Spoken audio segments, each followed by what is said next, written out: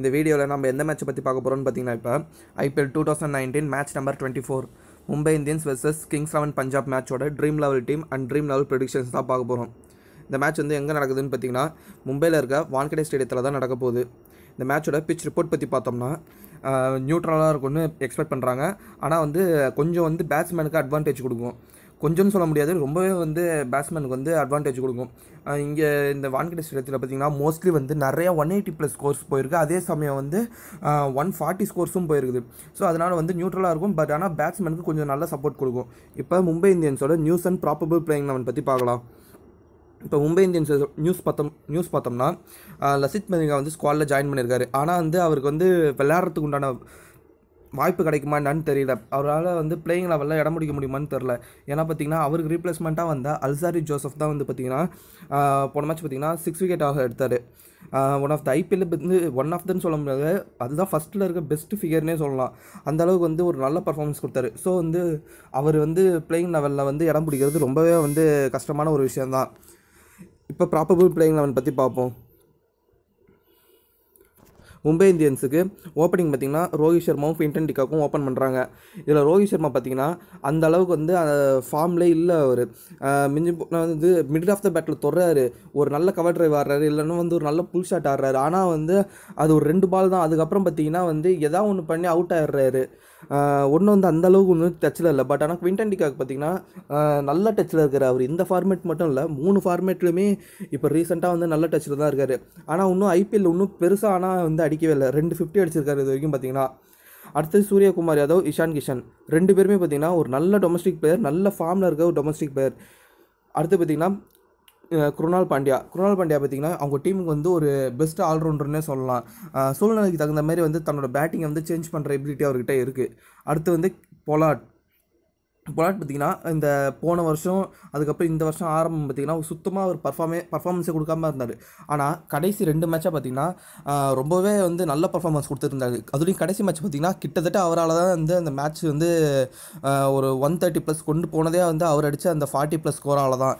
அடுத்து ஹர்திக் பாண்டியா, இவங்க டீமுக்கு பார்த்திங்கன்னா ஒரு நல்ல ஃபினிஷராக இருக்கார். ரொம்ப வந்து பவர் ஹிட்டிங் எபிலிட்டி இருக்கிறதுனால ஒரு நல்ல ஃபினிஷராக வந்து அவர் யூஸ் பண்ணுறாங்க.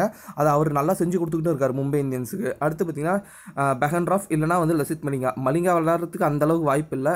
மேபி அவங்க மலிங்காவை கொண்டு வரணும்னு நினச்சா பெஹன்ராஃப் பதில் மட்டும்தான் கொண்டு வர முடியும். ஏன்னா வந்து பார்த்திங்கன்னா அல்சாரி ஜோசப் வந்து போன மேட்ச் நல்ல பர்ஃபார்மன்ஸ் கொடுத்துருக்காரு. ஆனால் வந்து பெஹன்ராஃபும் நல்ல பர்ஃபார்மன்ஸ் கொடுத்துட்டு தான் வராரு.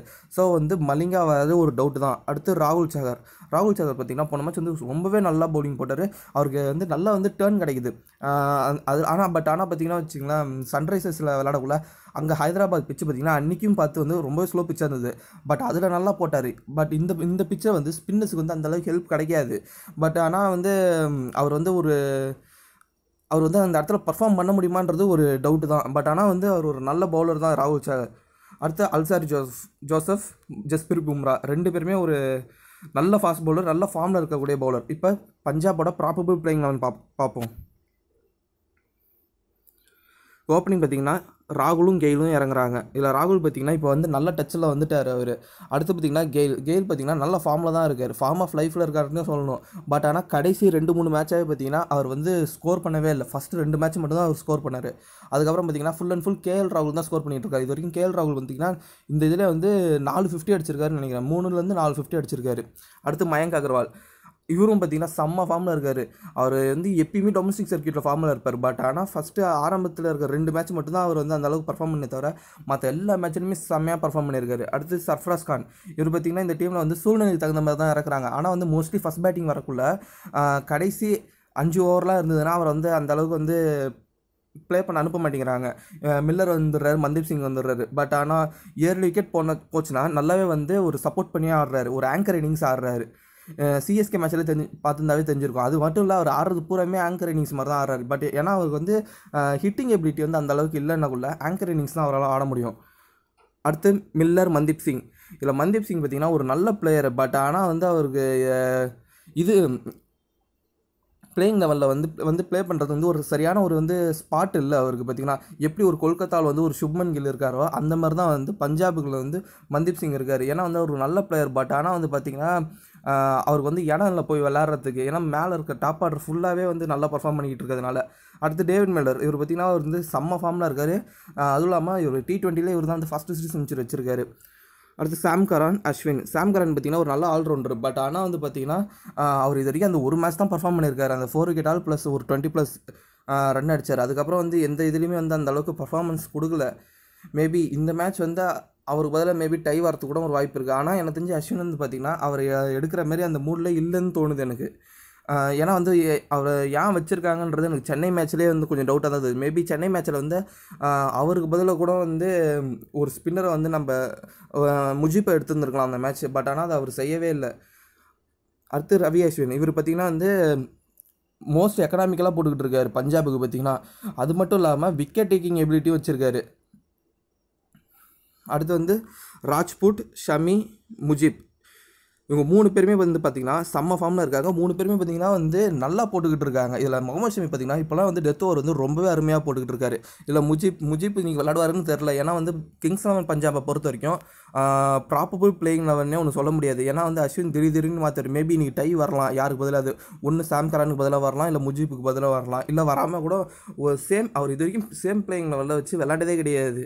மேபி கண்டிப்பாக ஏதாவது ஒரு சேஞ்ச் பண்ணுவார். சேஞ்ச் பண்ணோன்னே பண்ணுறாரா இல்லை பிச்சுக்கு தகுந்த மாதிரி பண்ணுறாரானே தெரியல. பட் ஆனால் கண்டிப்பாக எனக்கு தெரிஞ்சு ஏதாவது ஒரு சேஞ்ச் இருக்கும். சேம் பிளேயிங் லெவலோட அப்படி சப்போஸ் அவர் போயிட்டாருன்னா அது ஒரு ஆச்சரியமான ஒரு விஷயம் தான். இப்போ இந்த கிரவுண்டோட ஸ்டாட்ஸ் பற்றி பார்ப்போம். ஆவரேஜ் ஃபஸ்ட் இன்னிங் ஸ்கோர் பார்த்தீங்கன்னா 168, ஆவரேஜ் செகண்ட் இன்னிங் ஸ்கோர் பார்த்தீங்கன்னா இங்கே 156. இப்போ ஸ்மால் லீக்கு உண்டான கேப்டன் வைஸ் கேப்டன் சாய்ஸ் பற்றி பார்ப்போம். இந்த மேட்ச்சுக்கு பார்த்தீங்கன்னா நிறையா சாய்ஸஸ் இருக்குது captain vice captain. De Kock, Rohit, Suryakumar Yadav, Gayle, KL ராகுல், மயங்க் அகர்வால், இவங்கெல்லாம் பார்த்தீங்கன்னா ஸ்மால் லீக்கு உண்டான கேப்டன் வைஸ் கேப்டன் சாய்ஸஸ். இப்போ கிராண்ட் லீக் உண்டான கேப்டன் வைஸ் கேப்டன் சாய்ஸஸை பற்றி பார்ப்போம். Pollard, Krunal Pandya, Hardik Pandya, Sarfaraz Khan, David Miller. இதில் பார்த்திங்கன்னா வந்து குருணால் பாண்டியா, ஹர்திக் பாண்டியா, டேவிட் மில்லர் இவங்க 3 பேருமே வந்து செம்ம பிளேயர். இருந்தாலும் நான் ஏன் வந்து இவங்களுக்கு கிராண்ட் லீக் கொடுத்துருக்கேன்னா இவங்க இறங்க வேண்டிய இடம். மேபி நீங்கள் குருணால் கூட வந்து நீங்கள் ஷார்ட் லீக்கில் ஒரு வைஸ் கேப்டன் கொடுக்கலாம். பட் ஆனால் வந்து மற்ற யாருக்குமே நீங்கள் கொடுக்க முடியாது. ஏன்னா வந்து திடீர்னு அவங்க இறங்காமல் போயிட்டாங்கன்னா கொஞ்சம் பிரச்சனையாகிடும். அதுலேயும் இல்லாமல் இப்போ டேவிட் மில்லர்லாம் போட்டிங்கன்னா வச்சிங்களேன், அவர் இறங்கிட்டாருன்னா நல்லா ஸ்கோர் பண்ணுவார். பட் ஆனால் அவர் இறங்காமல் போயிட்டாருன்னா வாய்ப்பே இல்லை. ஏன்னா இப்போ ஹர்திக் பாண்டியா கூட பவுலிங்கில் இருக்கார். அவர் 2 விக்கெட் எடுத்தால் கூட ஒரு நீங்கள் கேப்டனாக போட்டிருந்தாவே வந்து உங்களுக்கு வந்து 42 பாயிண்ட் வந்துடும் கிட்டத்தட்ட. பட் ஆனால் டேவிட் மில்லர் வந்து பேட்டிங் இறங்கினா மட்டுமே தான் உங்களுக்கு பாயிண்ட்ஸ் வரும். ஸோ நீங்கள் யோசிச்சு போடுங்க. இப்போ இந்த மேட்சோட ட்ரீம் லெவல் டீம் பற்றி பார்ப்போம். விக்கெட் கீப்பரில் ஆப்ஷன் பார்த்தீங்கன்னா KL ராகுல். நான் வந்து KL ராகுல் எடுத்துருக்கிறேன்.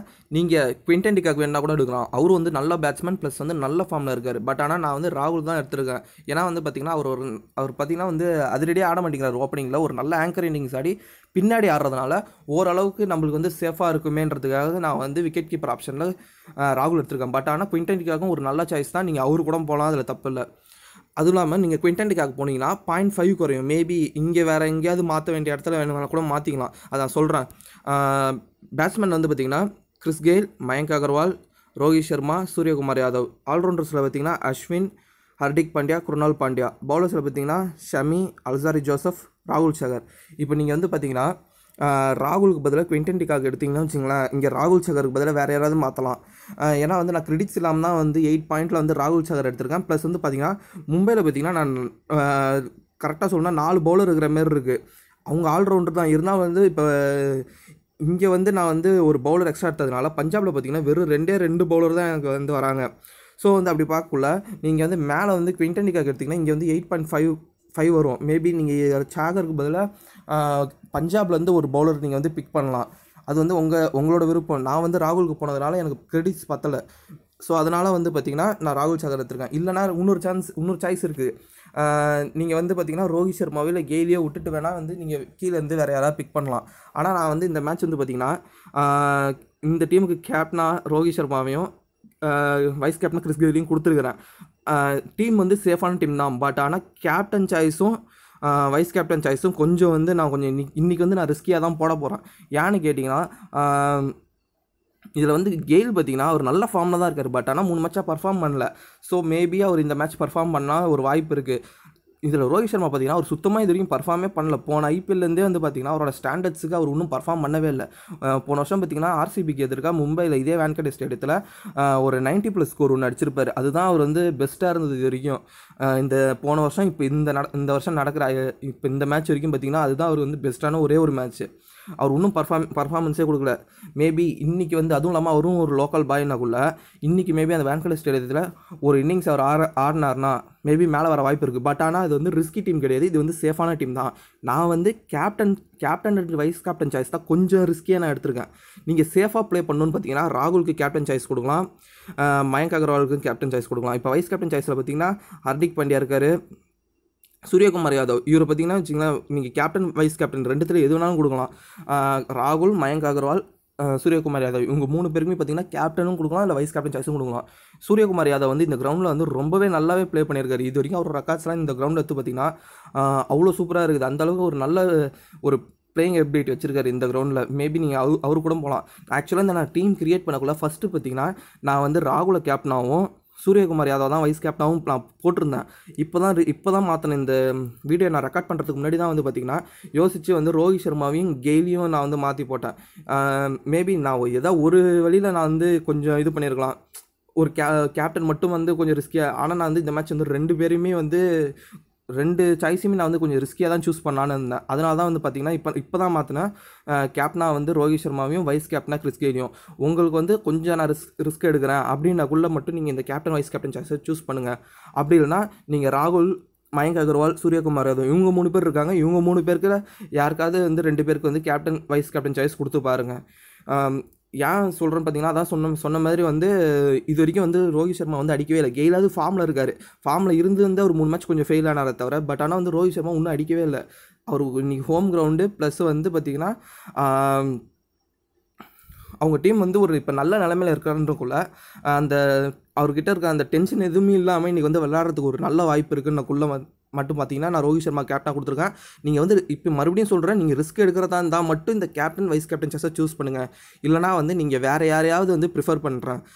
ராகுலோ இல்லை அகர்வாலோ, சூரியகுமார் யாதவ் இவங்க 3 பேரில் யாராவது ஒருத்தவங்க ப்ரிஃபர் பண்ணுறேன். நான் ஏன் இதை வந்து மறுபடியும் சொல்கிறேன்னா, நீங்கள் அப்படியே இதே டீம் எடுத்து போட்டுட்டு சப்போஸ் நீங்கள் வந்து உங்களுக்கு லாஸ் ஆகிடுச்சுன்னா எனக்கு கேட்கக்கூடாது. நான் அதுக்கு தான் சொல்கிறேன். மேபி கொஞ்சம் ரிஸ்கி தான் இந்த கேப்டன் வைஸ் கேப்டன் சாய்ஸு, பார்த்துங்க. ஸோ அவ்வளோதான் ஃப்ரெண்ட்ஸ். இந்த வீடியோ பிடிச்சிருந்தா லைக் பண்ணுங்கள், ஷேர் பண்ணுங்கள், மறக்காமல் சுந்தர் ஆடம் சேனலை சப்ஸ்கிரைப் பண்ணுங்கள். Okay, bye friends.